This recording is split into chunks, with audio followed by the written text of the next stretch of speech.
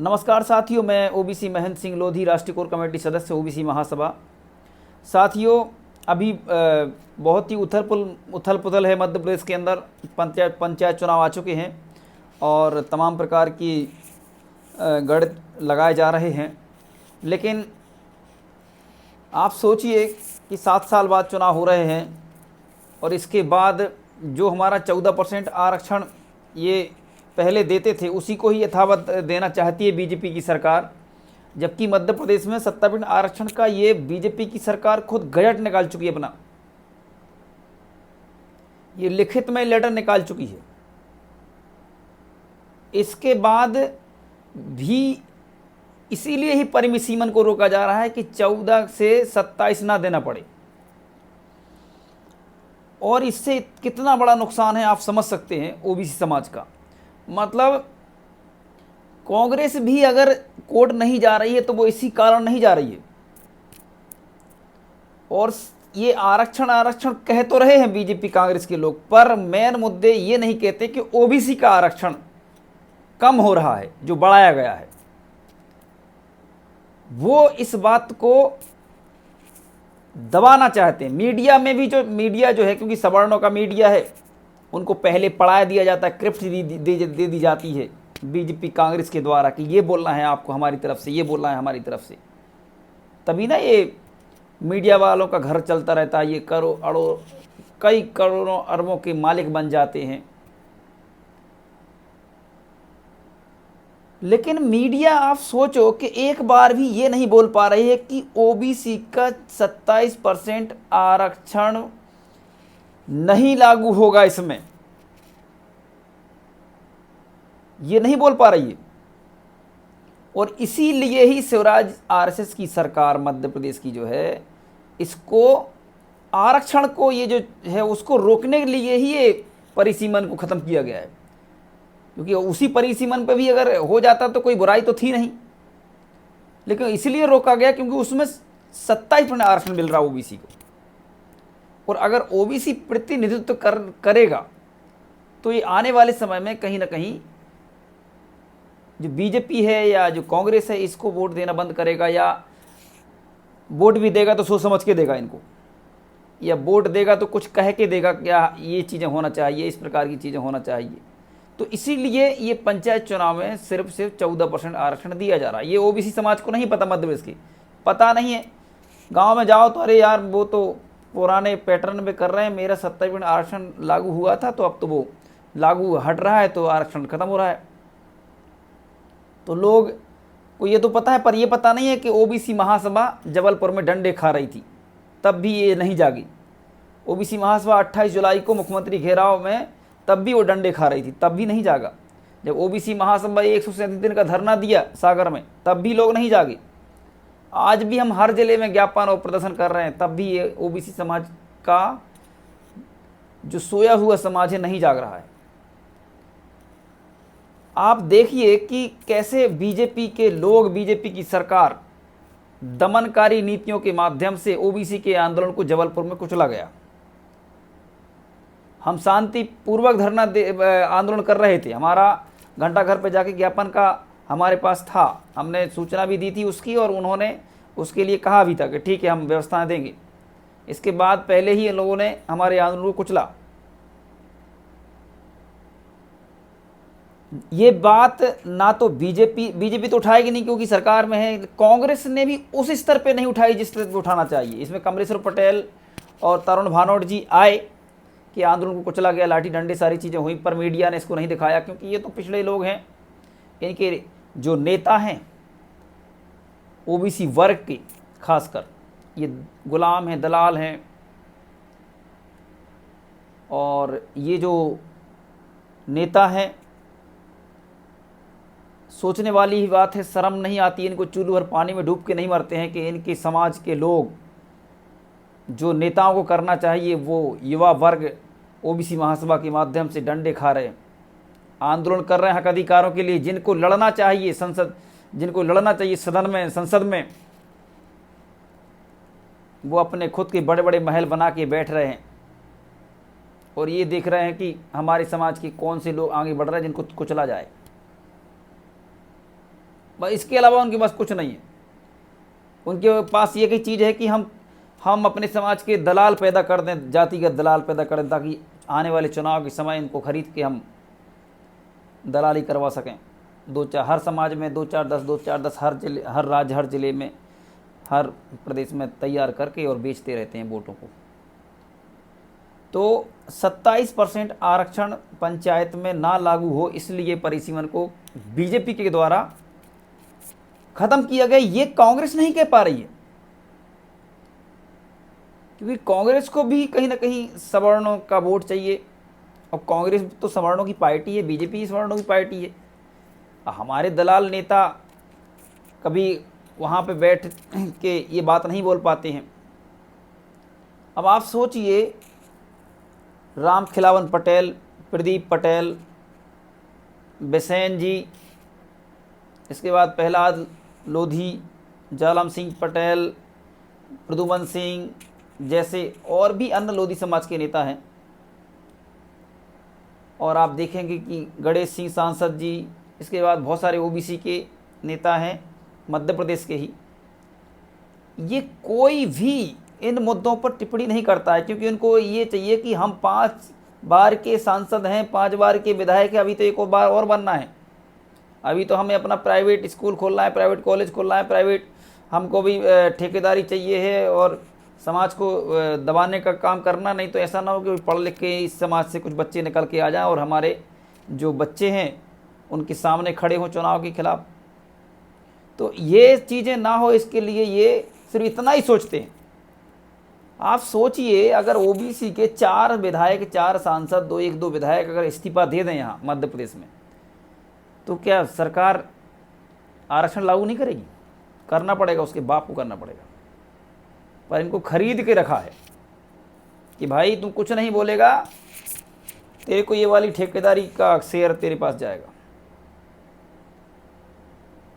ये 2 टिकटें तेरे माध्यम से दिलवाई जाएंगी, तू कुछ बोलना मत, तो ऐसे दलाल बन के रहना, तो ऐसे गुलाम रहना। और उसी का नतीजा है, रियलिटी में ओबीसी समाज अब जाग रहा है। आने वाले समय में मजबूरन हो सकता है कि हमारे कार्यकर्ताओं को, कुछ ऐसे इस प्रकार के नेताओं को, ऐसा नहीं कि सभी नेता, उनके घर घेर कर उनको जूतों की माला पहनाना पड़ेगी।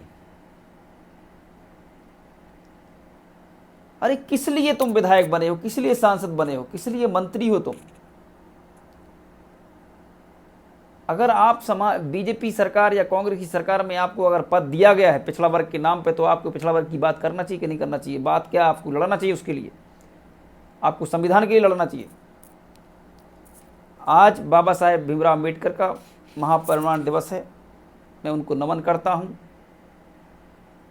वो एक विराट शक्ति, विराट ताकत, विराट बुद्धि वाले, जिन्होंने पूरी दुनिया को शिक्षा के माध्यम से एक नया रास्ता तैयार करवाया।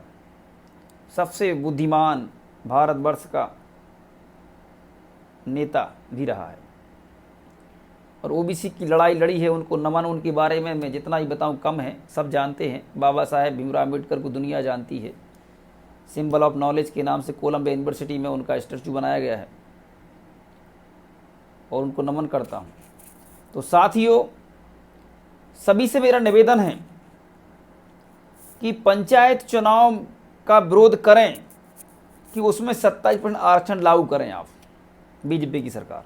क्योंकि बीजेपी ने अपना लिखित में लेटर निकाला है कि 27% आरक्षण अब लागू है मध्य प्रदेश में, लेकिन शिक्षक भर्ती में देखिए आप, स्टे लगा हुआ है, 14 दे रहे हैं।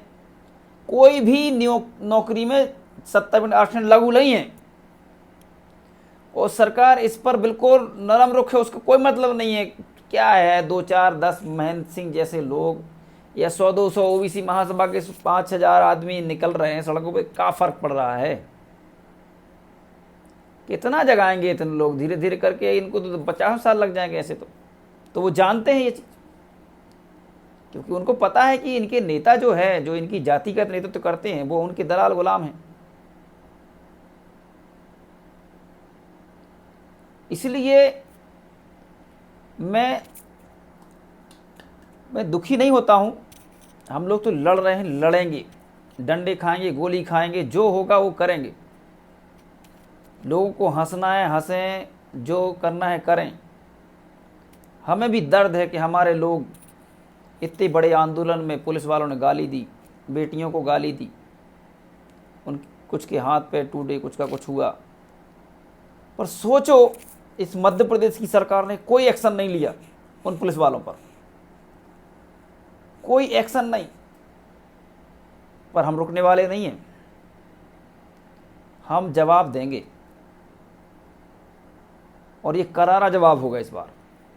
और मुझे लगता है कि शायद बीजेपी कांग्रेस को ये अभी एहसास हुआ नहीं है, पर हम ये एहसास दिला देंगे आने वाले समय में कि ओबीसी महासभा क्या है। इसलिए मैं सभी से निवेदन करता हूं कि ये बीजेपी की सरकार का, इसके जो नीतियों का विरोध करें। चुनाव का परिसीमन रद्द करने का मतलब है 70% आरक्षण को पंचायत में रद्द करना। ये लागू नहीं कर रहे हैं, इसीलिए पुराने पैटर्न में, पुराने आरक्षण पे लागू कर ये चुनाव कराना चाहते हैं, जिससे सिर्फ और सिर्फ किसे नुकसान है? ओबीसी समाज को नुकसान है, और किसी को नुकसान नहीं है। ना कांग्रेस को, ना बीजेपी को, ना सवर्ण को, ना एसटी एससी को, सिर्फ ओबीसी को नुकसान है। और ये बीजेपी एक बड़ी चाल के तहत कर रहा, ताकि आरक्षण लागू ना करना पड़े। अगर मान लो पंचायत में लागू हो गया और फिर बोलेंगे यार वहाँ क्यों नहीं हुआ टीचर भर्ती में, तो वो आवाज़ क्योंकि वहाँ तक पहुँच जाएगी, इसलिए उसको दबाना चाहता है शिवराज सिंह चौहान और आरएसएस के लोग। और कांग्रेस के लोग ये कह ही नहीं पा रहे कि आरक्षण का जो 70% आरक्षण दिया गया है ओबीसी को, वो नहीं मिलेगा।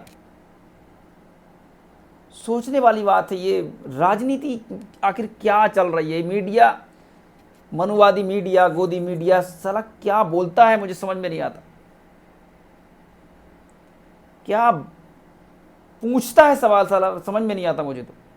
अरे मीडिया में बैठा लेते हैं बीजेपी कांग्रेस के लोग, जो दलाल गुलाम हैं, जो जिनको बोला जाता है इतना ही भर बोलना है और तुम इससे ज़्यादा नहीं बोलोगे ना, अगली बार बुलाया नहीं जाएगा आपको, अगली बार आपको पार्टी भेजेगी नहीं तो। नाकारे, निकम्मे, गद्दार, गुलाम। अगर दम है तो बोलिए ना। कांग्रेस के लोगों से कहना चाहता हूं कि 70% आरक्षण को रद्द करने के लिए बीजेपी ये काम करने जा रही। नहीं बोल पा रहे आप, नहीं कह पा रहे।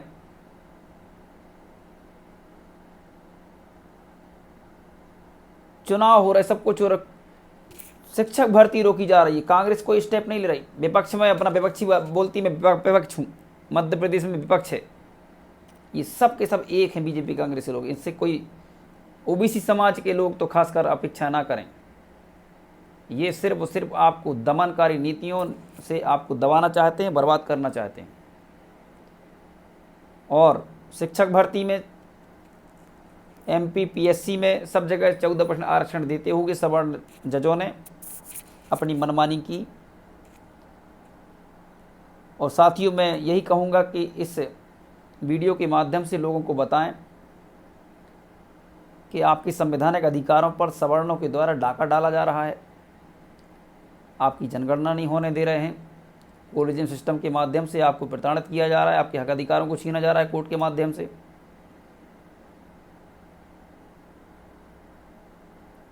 हम तो ये सिर्फ कहना चाहते हैं कि आप लोग क्यों नहीं समझते हैं। एक पिता है, उसके जितने भी बच्चे हों, एक पिता अपना बंटवारा जो करता है वो बराबर बराबर करता है। और अगर पिता ख़त्म भी हो जाते हैं अनायास, जो बच्चे होते हैं उनको बराबर बराबर हिस्सा मिलता है। ऐसा नहीं कि इसको ज़्यादा, इसको कम, इसको कम। तो भारतवर्ष में 4 प्रकार की संख्या है,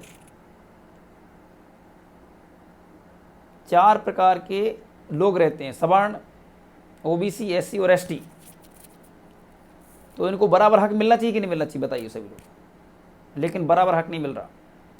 एसटी और एससी को उसकी संख्या के अनुपात में मिल रहा है, क्योंकि उनके महापुरुषों ने आंदोलन किए, लड़े, गोली खाई, लड़ते हैं, आज भी लड़ते हैं हक अधिकारों पर। जब चोट करते हैं तो सड़कों पर उतर जाते हैं, गोली खाते हैं, मर जाते हैं। लेकिन ओबीसी समाज कभी सड़कों पर नहीं उतरा, अब उतर रहा है ओबीसी महासभा के माध्यम से, हम जैसे लोग जो हैं।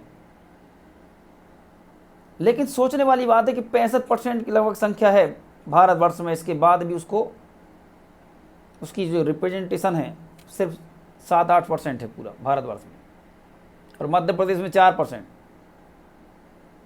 सवर्णों की संख्या 6%, संख्या ओबीसी की 58% और प्रतिनिधित्व 4%। मीडिया में 0, न्यायालय में 0, विधायिका में कुछ हैं, दलाल लोग जो हैं कुछ, और कार्यपालिका वही 4%। और वो भी अगर हैं आप, तो आपको अच्छे पद नहीं दिए जाते हैं। आप आईएएस रैंक के लोग होने के बाद भी आपको वही छोटी मोटी चीज़ों में फंसा के रखा जाता है। तो बहुत कुछ है बोलने को, समझिए, विचार करिए, बहुत देर ना हो जाए। चुनाव आ रहे हैं, बीजेपी, कांग्रेस और बीजेपी खासकर, क्योंकि मुद्दे जो उसके थे जब वो चुनाव में पहले जब वो करना शुरू करता है, तो अभी तक आप देख पा रहे हैं कुछ अच्छा नहीं हुआ है। शिक्षा खत्म कर दी, प्राइवेटीकरण ला दिए, किसानों को मारने का प्रयास किया, युवा बेरोजगार घूम रहा है, लड़ रहा है सड़कों पे, मर रहा है, टंग रहे हैं, ट्रेनों के सामने कट जा रहे हैं, भूखे मर रहे हैं लोग। इस भारतवर्ष में इतनी भुखमरी है कि कोई सोच भी नहीं सकता। महंगाई इतनी ज़्यादा है, इस पर कोई कंट्रोल नहीं। पेट्रोल डीजल इतने महंगे, कोई कंट्रोल नहीं। मन माना जो भी चाहे नेता कुछ भी करता है, कुछ भी बोलता है, किसी को मारता पीटता है, थाने उनके बंधे हुए हैं, कुछ नहीं हो रहा, कोई कुछ नहीं करता। सब आरएसएस के माध्यम से संचालित हो रहा है, बर्बाद हो रहा है पूरा देश। रोडें बना रहे हैं किसके लिए? सवर्णों के लिए, हमारे लिए नहीं है वो। उन रोडों पे इतने टैक्स लिए जा रहे हैं कि हम चल भी नहीं सकते उस पर, और सब सवर्णों के बिजनेस के लिए, तुम कर भी नहीं पाओगे उस पर बिजनेस। तो बहुत बड़े षड्यंत्र के तहत ये सब कुछ किया जा रहा है। शिक्षा खत्म कर दी, बेरोजगारी फैला दी, पूरे अनपढ़ हो रहा है पूरा देश। जो उच्च कैटेगरी के लोग हैं, सवर्ण लोग, उनके बच्चे पढ़ रहे हैं, उनके पास पैसा है, साधन है, उनके लोग पढ़े हुए लिखे हैं पहले से, इसलिए ही स्कूलों को इस तरीके से कर दिया गया है, टोटल बर्बाद कर दिया पूरा।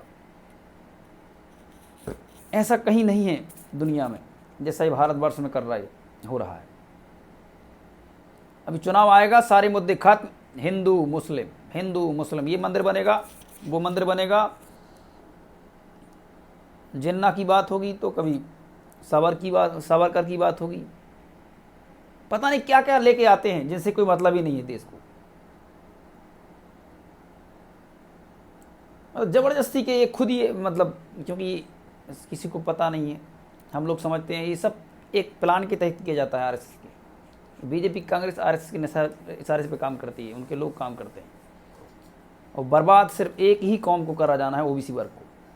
और किया गया 75 साल में सिर्फ ओबीसी को रोका गया है, एक षड्यंत्र के तहत बर्बाद कर दिया, जिसकी संख्या सबसे ज़्यादा है, उसका कोई उद्देश्य नहीं। मतलब कुछ ना महापुरुषों को स्थापित किया गया, ज्योतिबा फुले, सावित्री फुले, गौतम बुद्ध, हृदय शाह लोधी, अवंती बाई, कबीर पेरियार, सर छोटू से लेके कर्पूरी ठाकुर, लालू प्रसाद यादव, मुलायम सिंह यादव, शरद यादव से लेके बड़े बड़े हमारे ओबीसी समाज के महापुरुष हुए, पेरियार से लेके सभी, इनकी कोई बात नहीं करता, क्योंकि ये जो लोग हैं ना, ये मानवता और संविधान को मानने वाले व्यक्ति, संविधान में विश्वास रखते हैं। इसलिए साथियों, आरक्षण को ख़त्म करने के लिए बीजेपी बहुत बड़े प्रयास में है, और लड़ा रही है, मिटा रही है, बर्बाद कर रही है, और उसके खिलाफ आप ज़रूर एक मुहिम चलाएं। धन्यवाद। नेशनल ओबीसी न्यूज़, इस चैनल को आप ज़रूर सब्सक्राइब करें और शेयर करें। जय ओबीसी, जय संविधान, जय जवान, जय किसान। मैं ओबीसी महेंद्र सिंह।